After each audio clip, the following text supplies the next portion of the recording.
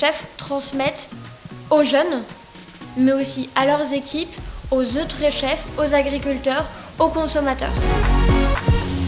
On est dans une génération actuellement où les jeunes ne savent pas cuisiner, ne connaissent pas du tout à la cuisine.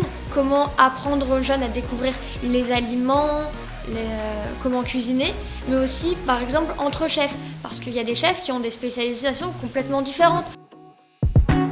On est vraiment des personnalités un peu différentes, tout le monde, on vient tous de milieux un petit peu différents, de travail un petit peu différents, mais du coup ça permet en fait d'avoir plein d'idées qui fusionnent. C'est quand même un gros rush pour pouvoir sortir finalement pour dimanche soir un prototype. Il faut vraiment passer par toute la case élaboration d'idées qui peut être un petit peu longue, surtout vu toutes les idées de toutes les cultures différentes dans le projet.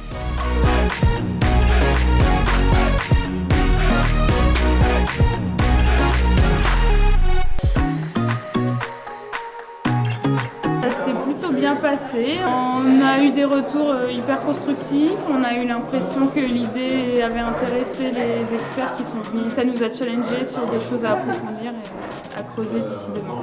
Je suis contente parce qu'on a réussi à donner forme à notre idée, alors que ce matin ça nous paraissait encore très flou. Et puis à force de discuter, d'échanger entre nous, je trouve qu'on est arrivé à quelque chose qui se tenait et qui était cohérent. Un beau travail d'équipe, je veux dire. Cette solution, c'est Transfood, Food ici, nous aussi. Ça consiste déjà à créer une communauté de chefs qui a pour vocation de regrouper à la fois des chefs de restauration collective mais aussi de restauration professionnelle pour développer les échanges, les interactions autour de la transition alimentaire. Le premier outil qu'on a pensé, c'est mettre en place un camion style un petit peu food truck avec une cuisine.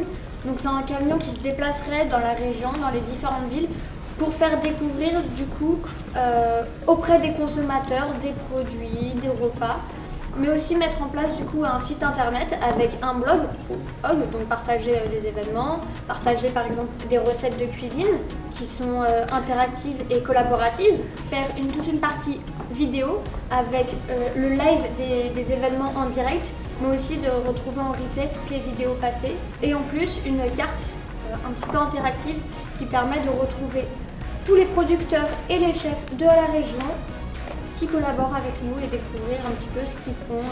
Il y aura également des visites en milieu scolaire afin de les former, de les initier à la découpe, la dégustation.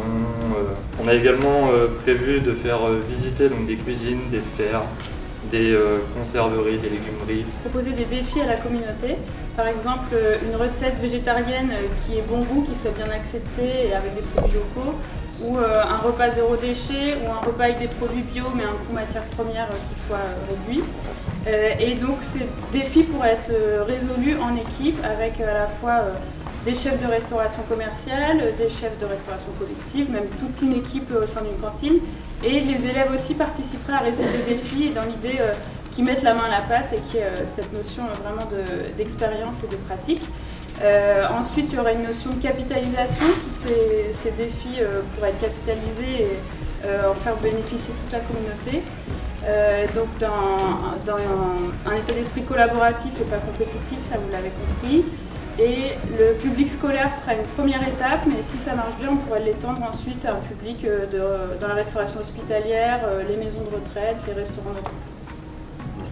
Donc en un mot, notre objectif, c'est vraiment de travailler sur l'ensemble de l'écosystème en utilisant le chef comme la ressource clé à la fois qu'on va faire évoluer et monter en compétence sur la transition, et d'autre part qu'on va utiliser comme un acteur de transmission, de valorisation de ce savoir-faire auprès de l'ensemble des publics, pour valoriser en amont les produits, donc le travail des agriculteurs, des transformateurs et des distributeurs, contribuer au développement rural sur les territoires et à structurer les filières. Et à terme, l'idéal, ce serait d'arriver à essaimer ce dispositif dans les différents départements de France et contribuer à faire évoluer ou à créer de nouveaux référentiels de formation continue et initiale pour les chefs qui intègrent tous ces enjeux de transition écologique.